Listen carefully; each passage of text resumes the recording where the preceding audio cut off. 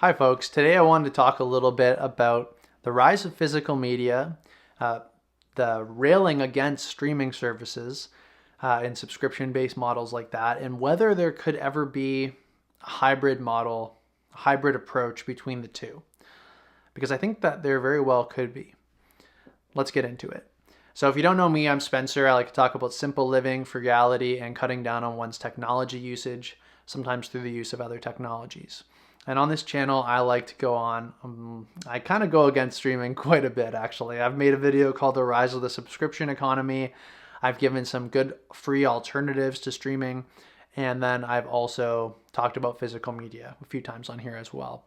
So my opinions are pretty clear, but I don't think they're as clear as they could be. And I'm going to try to clarify them a little bit further today, let you guys know what I'm thinking on this topic now. So for me, I canceled all my streaming services last year. I think Spotify was the last to go, and I did that at the beginning of the year, like in January. So, anyways, I pretty much don't stream at all. I use free streaming services like Tubi, so I guess I do stream, but I don't pay for it. Tubi, Pluto, Plex, different things like that in order to get my streaming fix, to access some different films, but to get them for free. And I get them with ads. But I also talk about physical media. I have a pretty good collection of VHS tapes. I also have a lot of vinyl records, and I don't have CDs anymore. I buy my music digitally, DRM free. I can put a link up above as well for where I actually make those purchases from. If you haven't heard of that, you can purchase music DRM free, and you don't have to worry about any of the copy protection issues that we see with movies. So I have come up with a few different approaches in order to feel satisfied without a streaming service. But what I recently wanted to talk about was there's been a lot of buzz about physical media, especially this year, and a lot of people really coming out against streaming. And I don't think that's 100% fair. You know, like when I've made critiques on streaming as well, people have commented back to me with their opinions, and I think they're completely valid. And I think a lot of people are right that there is a hybrid approach that can be struck between streaming and owning intentionally physical media. So I want to talk a little bit about what I see as the pros and the cons of both. So I guess I'll start with physical media. So physical media, I mean, it's pretty clear what the pros are. Sorry, the pros are very clear, that you actually own the media. You have a physical copy of this media that cannot be taken away from you, and it's not going to be altered or anything like that. You have it.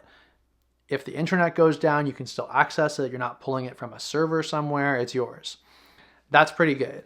And you're able to be pretty intentional, and you're not also paying the recurring fees that come with something like a streaming service. A streaming service is a subscription to a service. You're joining as a member to access that media.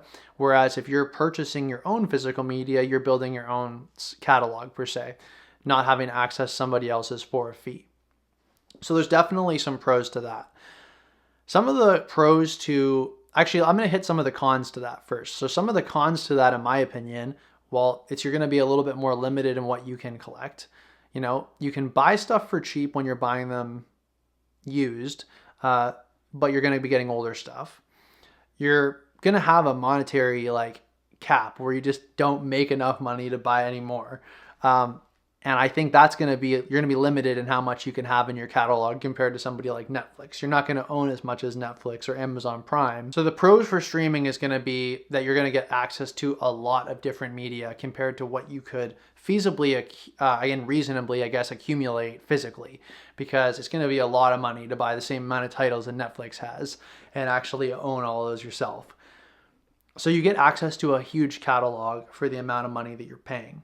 You're not owning those things, but you have access to them for as long as you pay. The second thing is that it's going to be way less space, physical space, taking up in your house.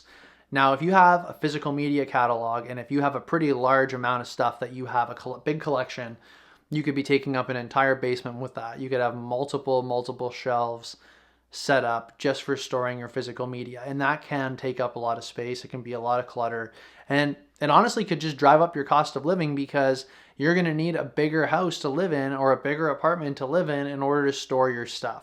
So there's a lot of physical storage space, just like there would be server storage space if you were to store this on something like a Plex. Now I can see the pros of both, honestly.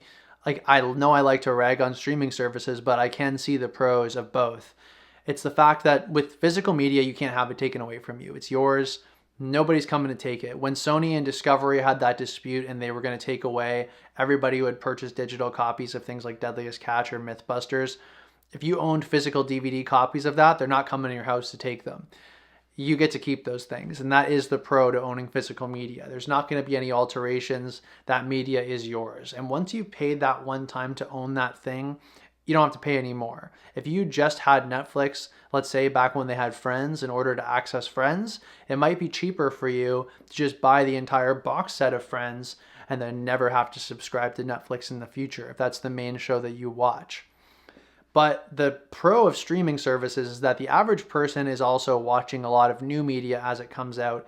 If you're kind of hooked up to the zeitgeist and you want to see what hot shows are out, or music as well, you're going to want access to the newest material as well. And it's going to be definitely more cost effective in order to just be accessing that for a short period of time, just to view it once or twice or to listen to it once or twice via a streaming service, rather than having to make purchases for all of those physical things if you want to actually access those things. One of the critiques that I hear of streaming services is that you're paying money for something you don't own. And that is something that I say too. It costs a lot of money if you want to keep recurring, like having a recurring membership with those things. But I do think there's an intentional way to approach that. When you look at how many people have different streaming services, so many people have multiple at once. They have like maybe Crave here in Canada, Netflix, Disney Plus, Amazon Prime, maybe Hulu. They have all of these different streaming services going on at once so they can have infinite choice. What I definitely advocate for is being intentional in your media consumption, no matter how you decide to do it.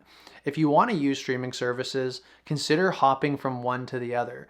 Just go from month to month to different ones. Sign up for Netflix when they have a show that you want to watch it, and then if you don't find that you want to watch anything else really, then cancel it.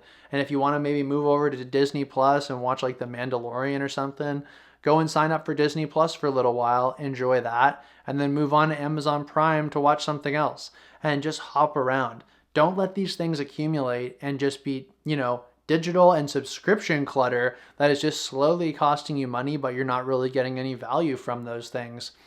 I think there's also a good use of streaming as well in conjunction with physical media as a way to find out which titles, be it movies or shows or music, that you actually enjoy enough that you want to make physical purchases of. You're able to kind of dip your toes in, listen or view those pieces of media and see if you like them enough that you want to step it up and then purchase them to curate a catalog of things that is physical that you actually own for the long term. Because a lot of, I might listen to a new album from an artist that I like, be it Ty Segall or something like that, and I hear it and then I think, it was all right, but I'm probably not going to return to this one. Whereas if I maybe heard an album from, let's say, the OCs, I hear it and I think, oh, this is a banger. I like this one a lot. I'm actually going to buy this one. And then I go and I buy it off of Qobuz or something like that, buy the digital copy of it. Or I could buy the vinyl of it, I guess, if I wanted to, but I'm probably going to buy it on Qobuz, just showing you how I purchase my media nowadays. But if I just went and purchased that right out of the gate when I heard that they had released it, and then I find out that I don't like it, well, then I've spent $10 or $20 on something that I really am not going to probably revisit that often. Whereas if I had that subscription cost, I'd be able to dip my toes in, see if I actually liked that thing and whether it was worth it for me to then pay for it and get to keep it. So that's another good way, I think, to utilize those. But I think you just need to be really clear with not letting those things accumulate, as whether it's physical media in general. If you have physical titles that you're not really coming back to anymore, it's not really serving you, let that clutter go. But if it's subscription clutter as well, I think it's important to revisit that and make sure that you're not paying for tons of different things that you're not really getting the most out of. Because as I like to say on this channel, in that case, the company's getting the most out of you rather than you getting the most from their product. So it's important to not let that occur and try to circle back as much as possible and really just figure out what is best used, what is the best way to put your money to work, I guess. That's not the best way to say that. And I guess the last thing I want to say is there's not an issue with paying for things necessarily that you don't ultimately get to own. You don't need to own everything. We can share things. We can have kind of communal usages of things. You don't want to buy everything because you're not ultimately going to like everything. You want to be intentional with what you're purchasing. You want to dip your toes in, see if you like something, and then you can buy it if you actually do. People completely venerate Blockbuster, right? The same people who love physical media and decry streaming services absolutely loved Blockbuster. But there is an institution where you would go there and you would pay money for something that you ultimately did not get to own at the end of the day. You could spend $1,000 a year renting movies at Blockbuster, but at the end of the year, you owned 0 movies. It's not that much different than streaming services in that regard, other than you're talking about a literal physical item, but you had to give it back the same way. Netflix was the same thing. It was like a vending machine first, or a mail service with this rented physical media. It's really just taking that to a digital realm. Now, of course, they've added ads and all the other things, and that's not great. But the point is I do think that even back then when Blockbuster was around, people weren't just purchasing every bit of media that they consumed. They rented things, they found out if they really liked it, and then if they thought that was going to be something they would keep around, then they would make the purchase and they'd be intentional about it. So I think that's exactly what we have to do today, folks. That's pretty much all I have to say about this. It's just something I've been thinking about. I think I'm probably going to distill elements of these and put these into different videos in the future. But I want these to be a little bit more stream of consciousness for you guys, just to hear the things that I'm thinking about. And most importantly, I want to hear from you in the comments section as well, because a huge part of this for me is building community and hearing from one another and being able to kind of inform one another's thinking and think about new things. So thank you very much for watching. Please let me know in the comments what you thought of this video and what your thoughts are on this topic. I would love to hear from you. Thank you very much, and I'll see you in the next one.